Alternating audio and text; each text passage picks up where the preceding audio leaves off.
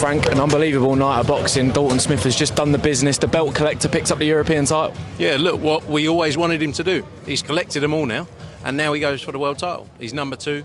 That fight's March 1st. Dalton Smith deserves that opportunity. He said in the press conference he needs to make statement performances, and that's what that was. Time and time again he delivers those knockouts, and it's why he's the man being talked about in the division. You know, huge fights to be made for him. Definitely. Could we get that? Obviously, we see the fight go. That's got to be at Hillsborough. He will sell the place out, won't he? Yeah, I mean, look, you've obviously got that's March 1st, Puello against Martin.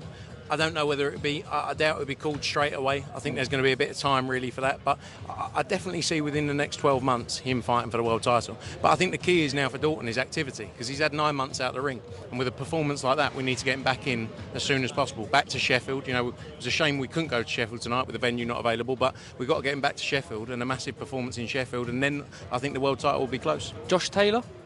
Could be. I'll be honest with you, I don't think it's the kind of fight Josh Taylor would go into, just being honest. If you're looking at his career and what he wants, from talking to him, don't get me wrong, it's a massive fight, but I don't think from talking to him, understanding what he's looking to do, it's the kind of fight he'd want to go into, just being open.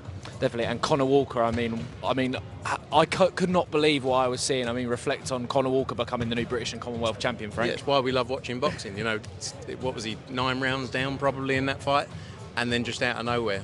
But I said you could have done it a bit earlier, you know. But what a finish, you know. And in the ring, he just said, like, it's changed my life, you know. And he's done that time and time again. You know, he's always delivers those amazing performances, win, lose or draw. And that's why people want to watch him.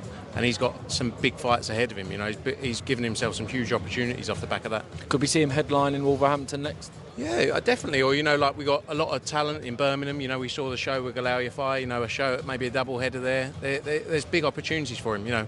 I think he's going to want to take a bit of time. I think it was a tough camp. You know, he's been active as well. Take a bit of time, but hopefully look to get him out in, you know, sort of May, June time. And Ellie Scott now, I thought she was unbelievable tonight. Really kind of outfought the fighter and outboxed her as well. Yeah, I thought she boxed brilliantly. You know, really performed well and entertaining as well. And I think she's coming out of her shell as an individual as well. You know, I think she's doing a lot more media. She's getting a lot more comfortable now.